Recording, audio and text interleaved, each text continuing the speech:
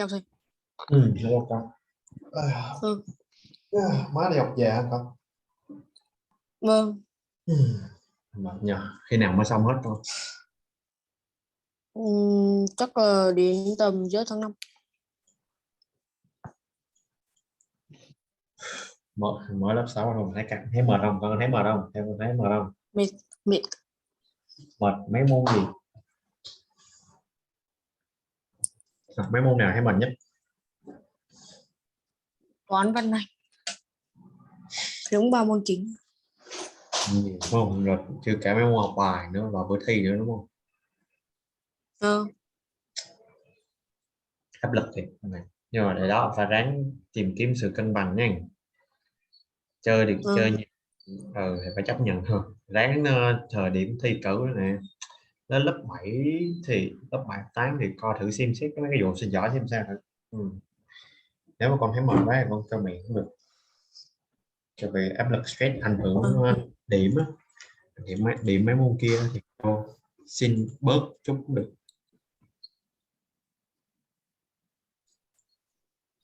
Ok, bữa nay tổng kết của mình. Ok,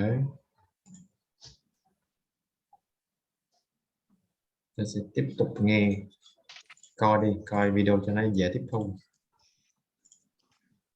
Bây giờ mình sẽ qua vấn đề năng lượng. Ok, tại sao US isn't ready for clean energy? Clean energy là gì con? Định thế nào là clean energy cho thầy ví dụ? Năng lượng sạch.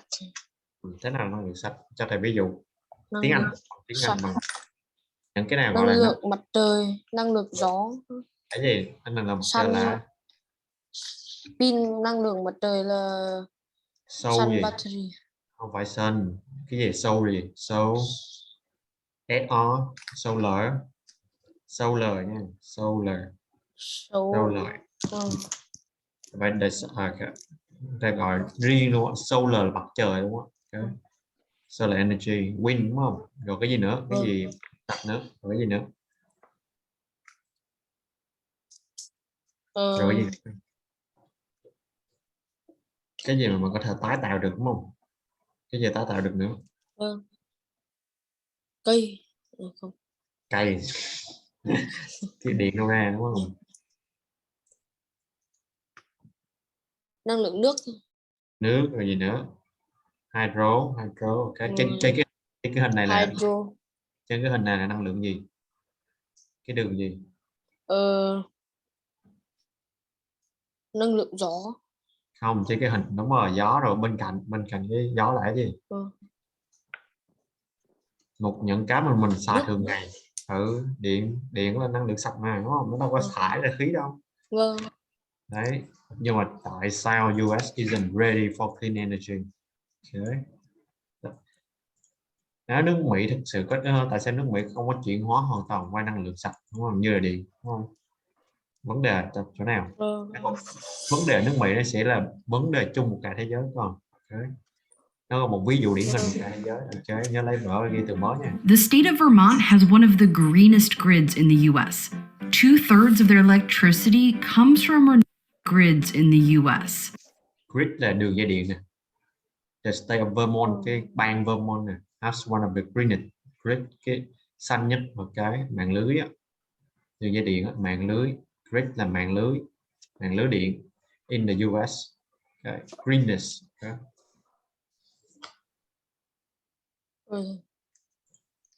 2/3 of their electricity comes from renewable energy sources, like solar, wind, or hydroelectric plants. Solar, wind, hydroelectric plant. Okay.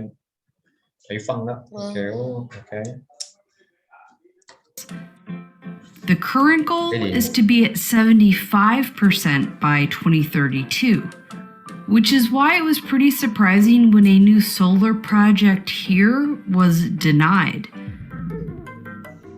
This area doesn't have a lot of people, but it does have plenty of potential for renewable energy. The power plants here, in addition to a regular power supply from Canada. Ok, nãy giờ có nghe kịp không? Có thể. Power plant là cái nhà máy điện đúng không? In addition là thêm vào cái regular power supply là nó cũng có lấy điện từ Canada nữa. And here, in addition to a regular power supply from Canada, already put about 450 megawatts of electricity onto the grid. And by grid, I mean these power lines. But the grid's capacity is around 450 megawatts. So the grid just wouldn't be able to handle any more power generated here. Đó, nào nó đã lấy được, nó đã tạo ra được tổng cộng là, in addition to a regular power supply from Canada, already put about 450 megawatt cái nhận được đó, kiểu mình tạo ra đúng không, với là nhận thêm điện từ Canada cái vào cái đường cái mạng lưới 50 megawatts of electricity onto the grid. And by grid, I mean these power lines. nó được dây điện không? But the grid's Capacity là cái công suất con. Capacity kêu vô năng lực nó có nhiều nghĩa đó, nó dùng cho máy móc nè, rồi cái chỗ ngồi nè, capacity nè, chỗ ngồi rồi năng lực nè, rồi nói chung là sức mạnh là cái năng lực của cái đường dây, cái công suất nó chỉ là 450 megawatt, thấy không con? Giờ mình có sản xuất thì mình cũng truyền được 450 thôi, là nhiều nhất. Đó rồi, cái sản xuất nó cũng nhiều đó. Đó là capacity is around 450 megawatts. So the grid just wouldn't be able to handle any more power generated here. Thấy không? Ở trên nó có thêm cái dự án điện của Wood. Handle là giải quyết nha, chịu đựng. Ok, handle có chịu thêm được cái đường lưới, không có thể chịu hơn được. Cái generated là tạo, tích tụ, tạo ra. Generated, tích tụ.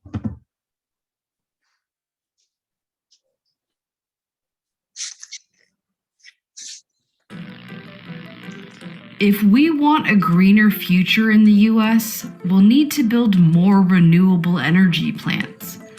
But to actually use that Đúng là phải xây thêm những nhà máy đúng không? Nhưng mà thật sự nè, to actually use that electricity, để thật sự sử dụng á. electricity, we'll also need to build more of these. Không, mấy cái mạng lưới điện, mấy cái cột cao thế phiền ha.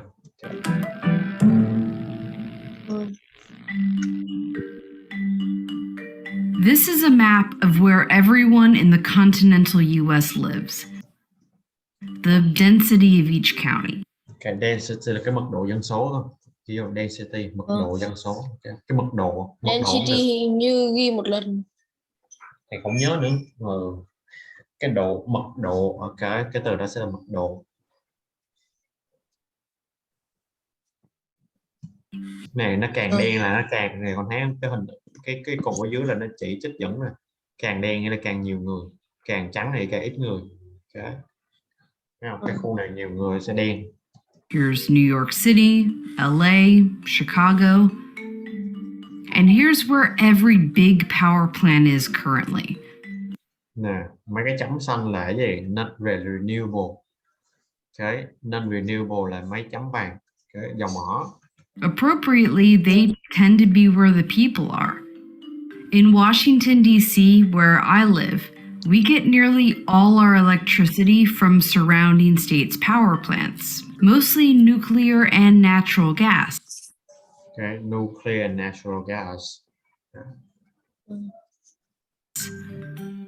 Electricity goes from the power plant through big high voltage transmission lines to a substation where the electricity is dispersed onto smaller, lower power distribution lines that send it into my house. Cái hệ thống đường dây điện nó thực sự nó vẫn chưa có hiệu quả con, nó có thất thoát con thấy không? Từ nhà máy điện đúng không? Sản xuất điện đúng không? Truyền vô cái đường dây kìa, thấy không? Transmission line kìa. Đấy, nghĩa là điện mạnh đúng không? Xong nó phải qua một cái substation nữa, cái substation là một cái trạm nhỏ, trạm phụ. Xong rồi cái trạm phụ truyền vô với cái đường dây nhỏ nữa. Con thấy cái nó sẽ có sự hao hụt nha con. Sau này lớn lên cấp cỡ lớp 10 đến 11 vậy. Điện thì học điện lớp 11 á. Học điện con. Cái đó con nghĩ cái điện của mình đang xài nó bị hao hụt nhiều, rất nhiều trên cái đường đi nữa, cái hao hụt ra nhiều lắm. Nó chưa đạt cái hiệu quả cao nhất, ở đâu 50-60 rồi. Truyền đạt của nó không có truyền được hết tất cả những gì mình tạo ra luôn. Phí đúng không? Like Vermont, DC also plans to be greener. The goal is to have 100% renewable sources making our electricity by 2032. It's part of a national goal, too. President Biden wants to reduce emissions in the US 50% by 2030, with nearly half of US power coming from solar plants by 2050. Mỹ muốn giảm 50% cái lượng khí thải đúng không? Rồi đó, rồi tăng cái sản lượng, cái tăng cái điện từ năng lượng solar plant, mặt trời này. That means switching out those natural gas plants for wind turbines. Natural gas plant, okay. Mà cái nhà máy khí đốt dùng lấy Coal wind plants turbine. for solar farms. Coal plant là than nha, phải than. Con biết. Lowering emissions also means switching from gas cars to electric cars. Electric car. Heating our buildings not with natural gas, but with electric heat pumps. Electric heat Cooking. pump. Okay. Năng lượng nhiệt. Năng lượng nhiệt. Electric heat pump nè. Không, thường bên nước ngoài lạnh người ta hay sưởi ấm bằng khí đốt à. Bây giờ nên con thấy cái vụ Nga với lại châu Âu đó, châu Âu lạnh không có khí đốt nữa. Đốt củi. Không phải đốt củi, khí đốt khác không, khí đốt. Khí đốt là khí đốt nó giống như là bếp ga thì con có suy nghĩ gì vậy? Nói chung nó làm ấm bằng khí đốt. Rồi electric thay thế khí đốt mong là bằng giờ thành gì? Electric heat pump. Okay. Máy sưởi bằng điện luôn. Not with natural gas, but with electric heat pumps. Cooking on electric stoves. Dùng điện thay vì dùng bếp ga. Basically, we're going to be using a lot more electricity. Anywhere from 40 to 100% more than we currently use. So back to the map. If we're going to replace all these polluting energy plants, we can't just build a wind turbine in their place. They need to be where it's, windy. Okay. Mấy cái cây cối xay gió này thì mình phải cần để cho có windy rồi không? Okay. Không có đặt. This is a model created by Princeton. Đây là cái model, cái kiểu dự đoán cái dự báo cái mô hình của đại học Princeton, những cái chỗ này possible wind and solar project location, những cái thể nơi để đặt. Ném màu xanh không, nó sẽ đặt biển á, không có được nhiều lắm đúng không? Không thấy không? Đó. Không phải chỗ nào nó cũng đặt được. Mapping out possible places in the continental US where wind and solar projects could, in theory, be built. Aside from some offshore wind farms, it's mostly in the middle of the US. Ở giữa cả miền Trung của nước Mỹ. Another study found that these states have most of the wind and solar potential, yet the people living there would only make up 30% of the electricity demand. Này ở đây làm rất là nhiều, nhưng mà cái số người đó ít dân ở đó, ở giữa mà nó chỉ xài có 30% là cùng. And in a decarbonized future, we're going to need to get electricity from here to here. Đó, vì thế mình phải làm thế nào để đưa điện từ ở giữa ra trong những cái vùng nhiều dân chứ, đúng không? Vùng hai bên cánh. Đó, cái thứ đó mới đầu. And we're gonna move a lot of it. That's where high voltage transmission lines come in. Đó, mấy cái cục cao thế, high voltage là cao thế, mấy cục cao thế còn thấy trên đường đúng không?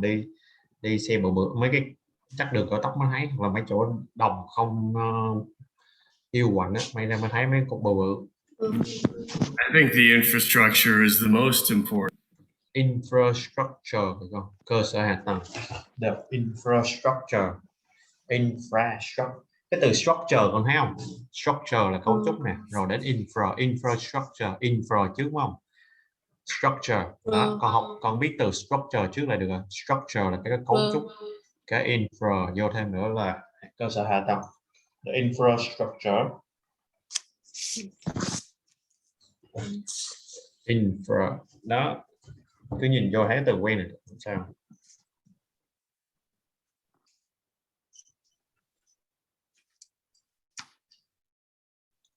Cái gì? Cơ sở hạ cơ sở hạ tầng.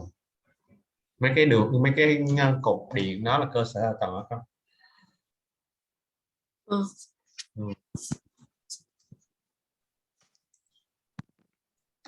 Thing. It doesn't get a lot of attention, but it really is the key. Không, người ta chỉ nghĩ là mà mình chỉ cần thêm mấy cái nhà máy là nó có điện đúng không? Nhưng không, cần phải build thêm mấy cái đó mới cần. This is where the US currently has high voltage transmission lines. Thấy không? Thấy cái đường dây màu đen đen không? Đó là những cái chỗ đã có rồi đó. Hiện tại đang có. Con thấy nó đã dày đặc hơn chưa? Cái bây giờ xây dày đặc hơn nữa là không biết đặt chỗ nào đúng không? Thấy không? Thấy nó dày đặc không? Mấy cái chỗ đông dân thấy dày không? Mấy cái vùng đông dân là mấy vùng ở bờ biển đó, đó mấy vùng phía đông này. Đó. Phía đông, phía tây mấy cái bờ đó. The Princeton model shows us this is where new lines will need to be built if the US uses all renewable energy. Đó, những cái đường đó là cần phải xây nếu mà sử dụng hết toàn bộ là năng lượng tái tạo vào 2050. Nó còn nhiều cỡ nào nữa? Rồi chỗ đâu mình ở? Thấy nó nhiều chưa đó. Giờ bà toán cũng nước mình cũng là vậy đó. Phải dày đặc hơn nữa. By 2050. But it's not a simple process. Every wire in your house has plastic over it because if two electrical lines get too close. But high voltage power lines are the bare active wire, no plastic. Đó, điện hai cái dây mà nó kích với nhau là có ra điện gì đúng không? Nhưng mà điện cao thế là sao? Để không gì đúng không con? Không có nhựa hay gì che hết. Nó nguy hiểm vô đó. They're insulated by the air. Nó được bọc bao phủ cách điện bằng không khí. Nghe nó hơi lạ đúng không? Basically, if they're kept far enough apart from each other, it's safe. Đó, nó để xa, đủ xa thì nó sẽ an toàn. But they also have to be kept far away from everything. Và tất cả mọi thứ khác nữa. Nếu mà đụng vô nó cháy sao đúng không? Cháy à? Điện mà. Đó, nó phải giải tỏa hết tất cả mọi thứ xung quanh luôn. Trees included. Cháy. This is actually how some of the California wildfires were started. Thấy không? Cháy rừng ở Cali, Cali cái vùng đó nó nóng nè, với lại thấy có nhiều rừng đó, wildfire. Trees coming in contact with the super big high voltage transmission lines. And those are what we'll need more of as we lengthen the distance from energy source to energy need. We'll also need to make many current ones even bigger. Because bigger means more power. Physically, the cables are thicker. The bigger the cable, the more power can run through them. Cái dây cáp càng bự, nó càng chịu được nhiều, dẫn được nhiều điện. Vì thế mà phải xây bự hơn nữa. Không biết sao xây nổi luôn ha. And because they're bigger, they have to be really far apart for. Mà đã bự rồi còn phải xa nhau hơn nữa để cắt điện. Không rồi gì. Nó chập điện với nhau, thấy nó càng nhiều vấn đề xảy ra đúng không? Còn có nhiều vấn đề nó insulation and built higher up. Phải cao hơn nữa để cắt điện, vừa bự rồi phải cao hơn nữa, 35-45 mét. Nó khổng lồ cỡ nào. It makes them kind of a pain to build, partly because of how large they are, but also how much private land they have to cross. Very cắt ra cái đất tư nữa, còn đất dân ở. Often the developer can get 99% of the landowners to agree, but then there's that last 1%, and that can take forever and can crater the whole thing. So experts say we should start building now, even before we build the plants. You can do a generation project in a year. The transmission 3 if you're lucky, but it can go over 10. Thấy không? Chỉ xây một cái trạm tạo năng lượng thì 1 năm, nhưng mà truyền á, dự án truyền thì mất 30 năm, 3 năm là nếu may á, thấy nó dài cỡ nào, đúng không? Bây giờ phải lo xây sớm. We don't want to do this in a reactive mode where we build a lot of stranded generation. We want to proactively build the transmission to where we know the resources are. And the thing about wind and solar resources is we know where they are. A greener grid in the US means thinking nationally, building more transmission lines so when it's sunny in Arizona, it can power Chicago. And at night, Illinois wind can power Phoenix. To do that efficiently, the US will need a new interconnected high voltage grid. Princeton found it would take nearly $320 billion in investments in the next 10 years. Phải xây cái truyền dẫn điện cho 320 tỷ. Almost as much as investments in solar and wind plants themselves. Sẽ nó gần bằng là mấy cái dự án mà xây trong nông trại mặt trời con, okay. Xây mấy cái tạo ra điện đó, gần bằng.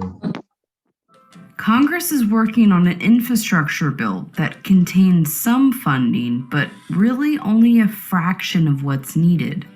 I'm optimistic about our ability to do it because we have done it before. I am nervous about the execution between legislation, regulation, and industry follow through. The US is currently on track to have 42% of our energy come from renewables by 2050. If current proposals turn into real policy, we could be closer to 80%. But just making greener electricity isn't enough. We have to be able to move it. Transmission's important for the clean energy future. We're just not going to decarbonize without it.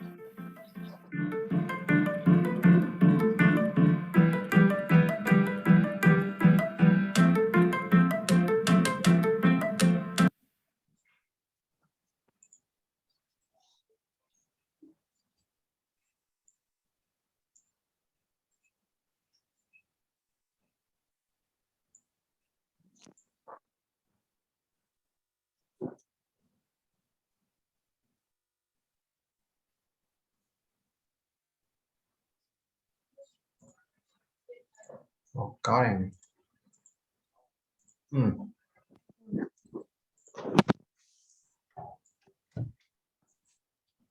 Bây giờ mình sẽ qua cái dài hơn, nhưng mà đó, bây giờ vì sao người ta không có coi năng lượng hạt nhân là năng lượng sạch? Cái vấn đề nó nằm ở đâu? Đó. Ở thật ra nói năng lượng hạt nhân nó cũng là sạch, nhưng mà chỉ là nó hơi nguy hiểm con, tạo ra rất là nhiều điện mà nó nguy hiểm. Vâng. Hay là economist. Okay. That is the Indian Point Nuclear Power Plant. It's just 30 miles north of New York City, which is one reason people have been fighting over this plant for decades. More than 2,000 anti-nuclear protests. Cái sợ anti-nuclear protester, 2.000 người biểu tình.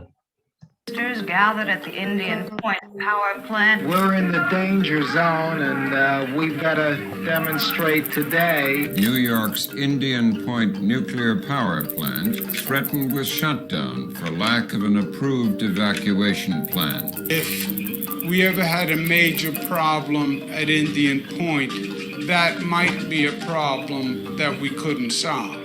In early 2021, after years of protest, Indian Point finally shut down. We're celebrating the long-fought closure of the Indian Point nuclear power plant. Indian Point will close in 4 years, 14 years ahead of schedule. This is the power of the bully pulpit, the power of organizing. Here's the problem. Up until then, the vast majority of the electricity used in New York The vast majority là phần lớn như điện được dùng ở New York City that didn't come from fossil fuels came from Indian Point. thấy không? Cái thành phố bự đó, cái nhà máy đó tiếp điện chứ không phải dùng năng lượng hóa thạch. What happened here is an Có tập trung nghe không có? Có thể. example of the complicated role that nuclear energy is playing in the fight against climate change. Of the complicated role that nuclear energy is playing in the fight against climate change.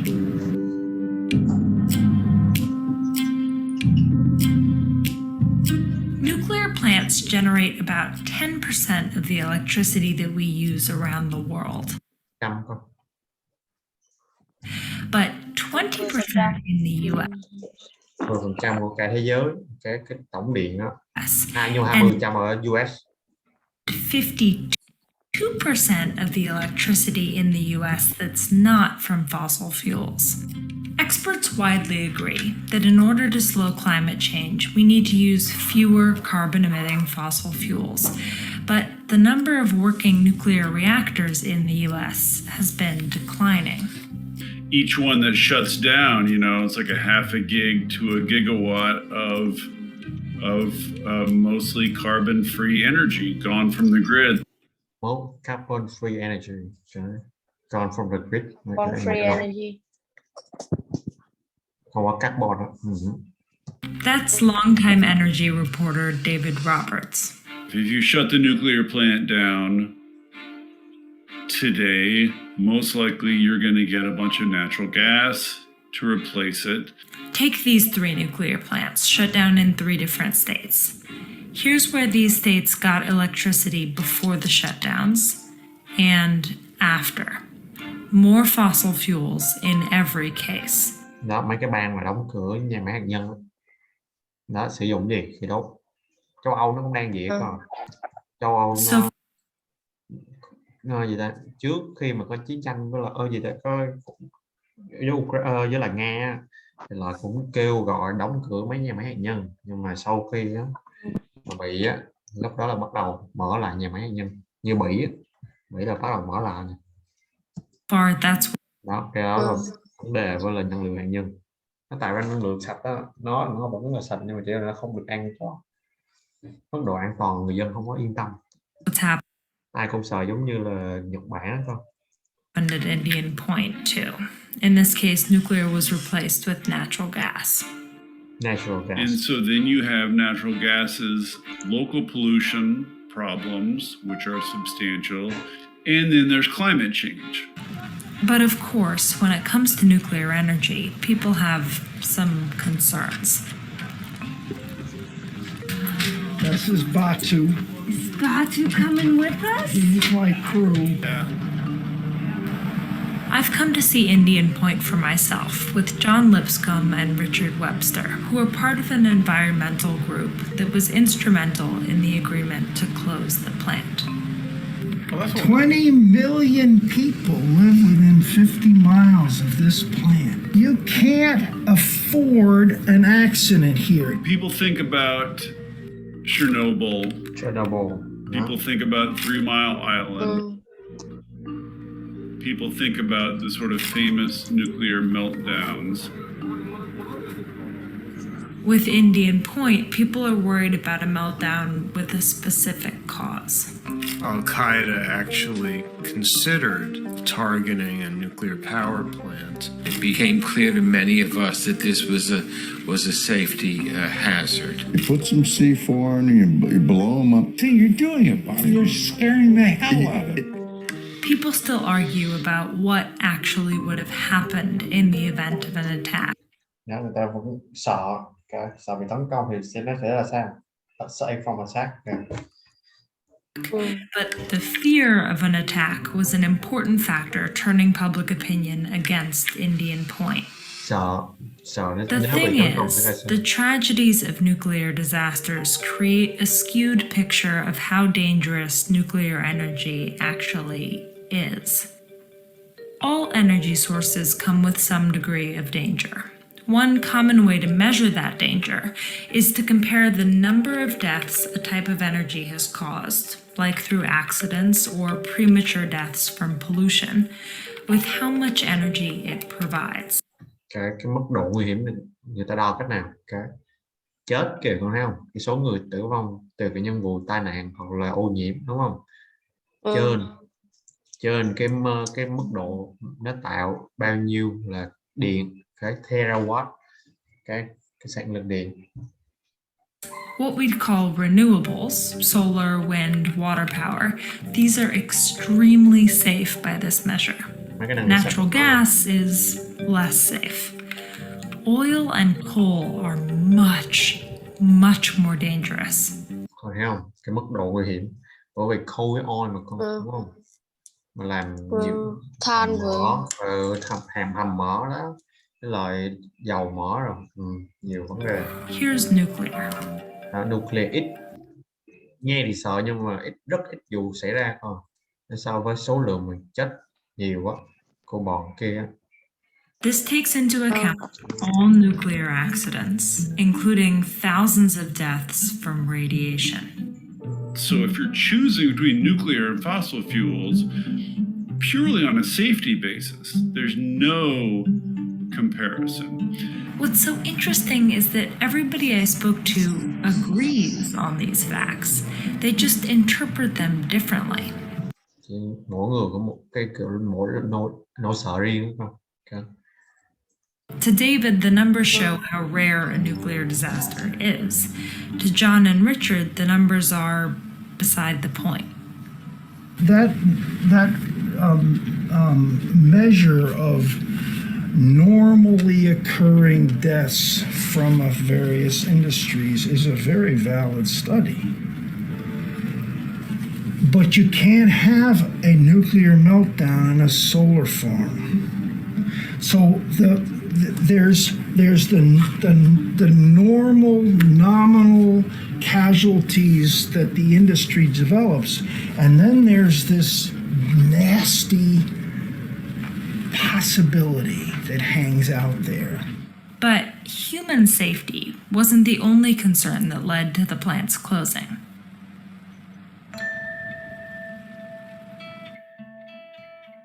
When operating, Indian Point needed to take in 3 Olympic swimming pools worth of Hudson River water to cool its reactor.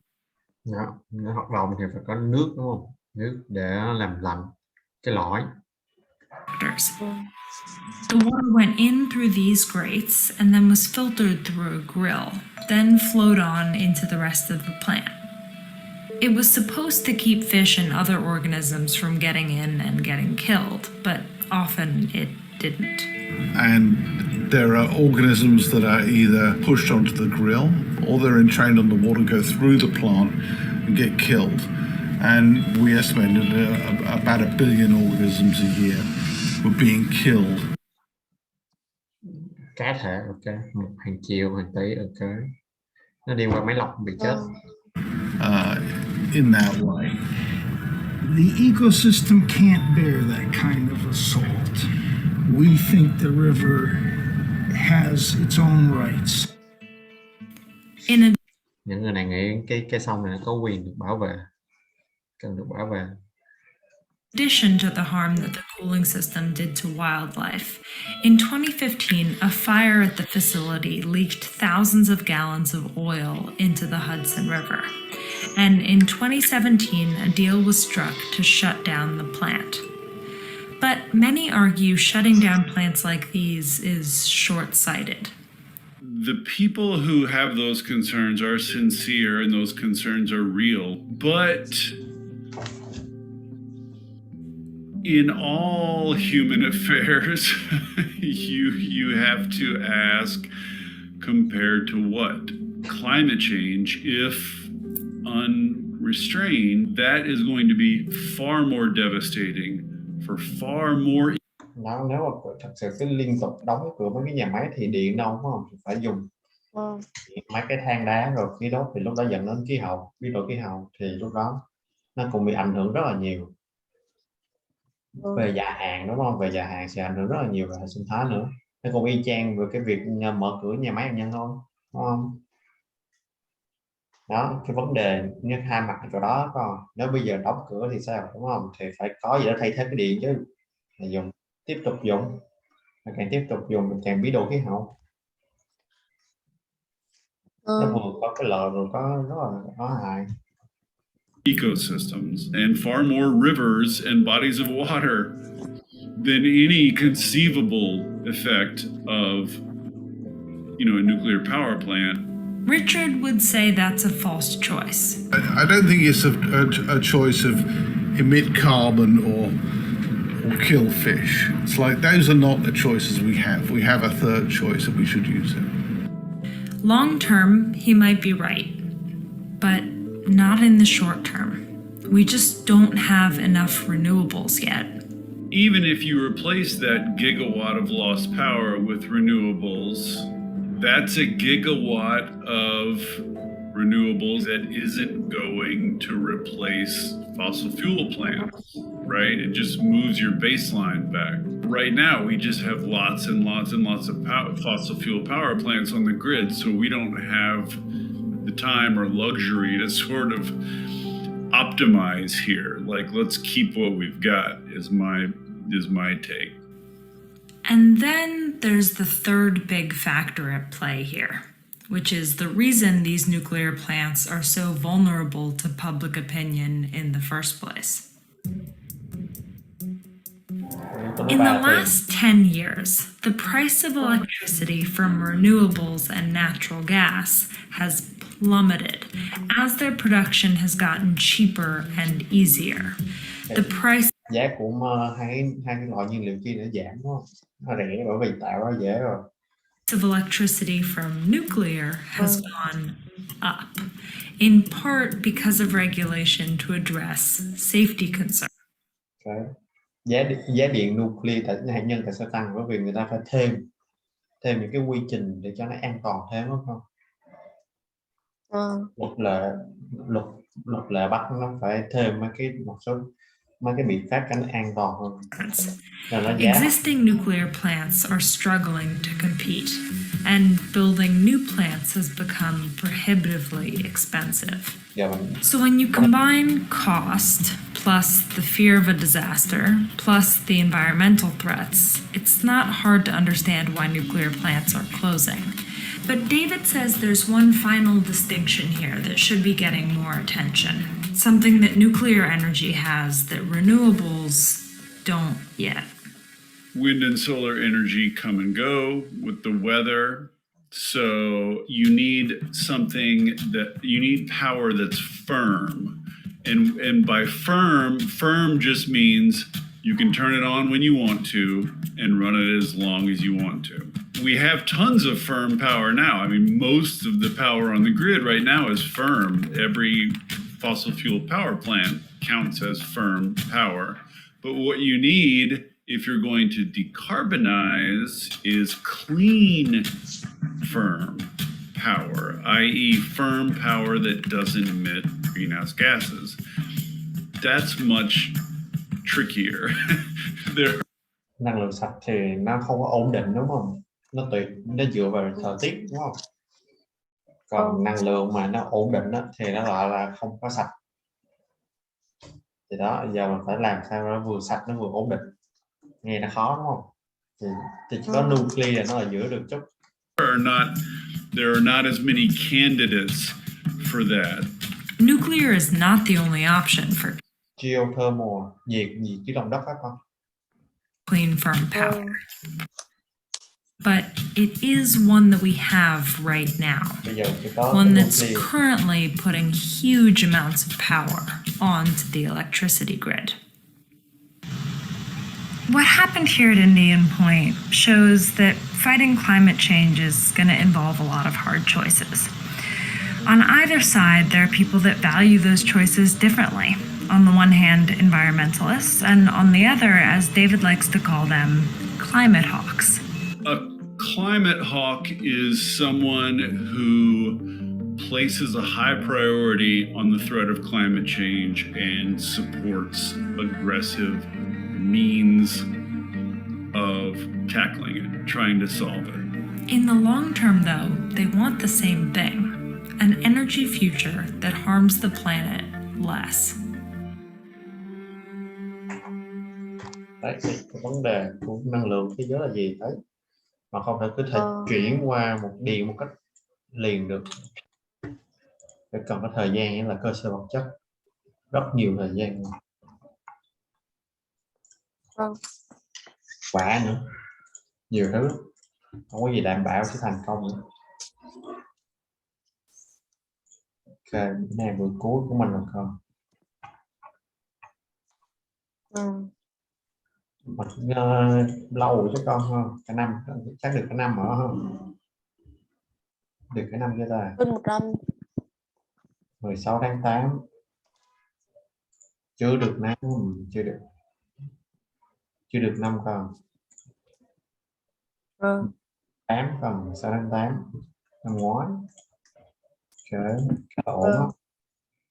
Trong vòng thời gian ngắn cũng cải thiện được, chủ yếu là kiếm được cái vấn đề của con là gì thôi. Cái vấn đề con gặp phải trong việc học tiếng Anh là gì là chính. Cái và bây giờ đấy, ưu tiên cái phần từ vựng cho thành với loại cấp 2 mà con đang có rất là nhiều thời gian, ưu tiên được cái phần đó thôi được. Còn nhỏ, những con còn nhỏ cứ thế mà chơi đó con, có thêm thoải mái thời gian cho tinh thần chút, đừng có áp lực quá, không hơi áp lực quá. Cứ xem xét thấy nếu mà con chịu được thì tốt, nhưng mà không chịu được thì nhớ nói cái con còn nhỏ, học gì là thấy gì là nếu cứ tiếp tục vậy là tốt rồi, tiếp tục gì là sẽ giỏi hơn nè.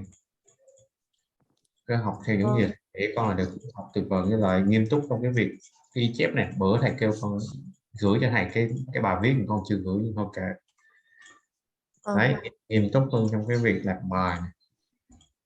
Việc học đúng là họ học giỏi nó sẽ nhanh dễ, nhưng mà phải nghiêm túc làm chứ, đúng không?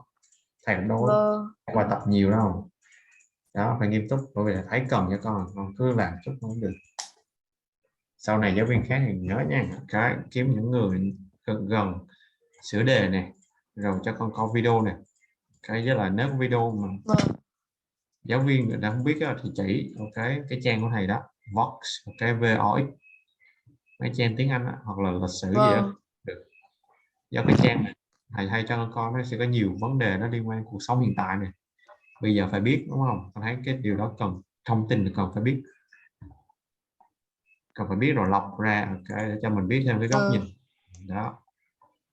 Coi còn học dễ quá thì tự học đó, thầy khuyên thật lòng luôn. Nhưng mà thấy con còn nhỏ chưa có tự giác được đâu, nên vẫn cứ ráng đi học với con. Học khó, ok, khi nào con lớn đó, tự học được, thấy yên tâm tự học được thì để tự học. Còn bây giờ cứ tiếp tục y chang những gì thầy dạy là được rồi, thì cũng chẳng có vấn đề đâu. Muốn tốt, muốn giỏi ngữ pháp là cái gì, còn muốn học từ vựng là cái gì đó, cứ thế mà học. Muốn giỏi từ vựng thì tự phải học, ngữ pháp thì cứ thế mà luyện đề là xong đó, như đó thôi. Ôn tập, ôn luyện cho nhiều vô, lặp đi lặp lại.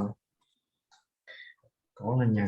Cả thầy nghĩ cuối năm thi thì con cũng dễ dàng để coi thử cái thi học sinh giỏi con như thế nào thôi. Thì đề thì cũng khó. Khó, cũng có một vài từ không biết, nhưng mà nói chung là cũng làm được. Nói chung là nó sẽ ra lớp 6 không? Nó sẽ ra lớp 8, 9 đó. Nó sẽ là vượt cấp cho không lên cấp 3 đâu còn. Có lớp 8, 9 đó. Cái con thiếu là từ vựng đó, thấy không? Bởi vì nhưng mà không thể nào mình học hết được, mình nó học hết từ vựng lớp 7 rồi. Để thêm chút. Sao mình học lên lớp 9 đừng nói, đúng không? Lớp 7, 8, 9 cho mình học 3 năm. Chỉ có những đứa mà kiểu như học từ nhỏ hay là xem phim mà xuyên học đó, may ra mà nó không biết đạt nhiều kỹ thôi. Còn mình thì nếu đó không học nhiều hay xuyên bằng nó thì thôi kệ, nó là thi này cũng có gì đâu. đúng không? Chỉ là thi cử thôi con, nó ảnh hưởng điểm số đúng không? Danh dự con, có giải thì vui, nhưng mà vui được bao lâu đúng không? Mình đâu có thể bám với cái giải đó mà sống cả đời được. Kệ con, mình đi đường dài, ai cũng có một cái mà không có gì phải sợ. Đây, con học thầy thấy con gì là giỏi so với bạn cùng trang lứa rồi đúng không? Đâu có gì đâu. Giỏi hơn không? Cố lên nha. Vậy con thầy cũng khá là yên tâm con đó. Sắp tới thì lên lớn chút thì cứ tiếp tục con xuyên á, kỷ luật nha. Cái quan trọng là kỷ luật với là cái mức độ gì ta, kiên trì, cái kiên trì á, kỷ luật kiên trì ráng hoàn thành là sắp là được, là con tự động giỏi à. Không cần thiết là phải có trí nhớ thần đồng gì đâu, mỗi ngày một chút. Ok vậy được con, chúc con may mắn nha. Con may mắn nhiều năm sắp tới, con còn thời gian dài lắm, rất dài. Chờ con đến khi năm con 18 tuổi, khi thầy cũng già rồi, có khi thầy lập gia đình đến nơi. Nhưng mà phải cố nha. Ok, mới lớp 6 mà đâu, còn đến tận mấy 7, 8, 9 rồi 10, 11, 12 6 năm nữa đúng không? Rất nhiều, không có gì phải sợ vội á, cứ tiếp tục như bây giờ là được. Muốn giỏi hơn nữa thì cứ cố lắm, xong thế thôi. Ok được con, dạy con khá là vui, rất là vui luôn á, chứ không khá đâu. Con chịu con mấy cái video với thầy là ok á. Hiếm lắm, mấy đứa nhỏ thường hiếm lắm con, mấy nhỏ cùng tuổi con thường hay chơi là chính. Coi khác đúng không? Khác biệt so với những đứa còn lại, cái đó mới quan trọng. Cái tiếp tục cái tò mò cứ tự tìm tòi cái gì là tốt rồi. Bye bye con. Last day. Yes. Bye bye con. Cố lên nha, good luck. Yes. Thank you. Bye bye con.